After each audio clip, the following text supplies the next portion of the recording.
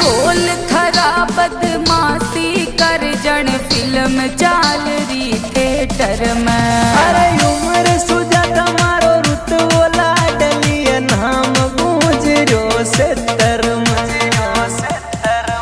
थारी फील्डिंग रोज लगावे रे दुश्मन सारा रे थारा लड़ा पूरे।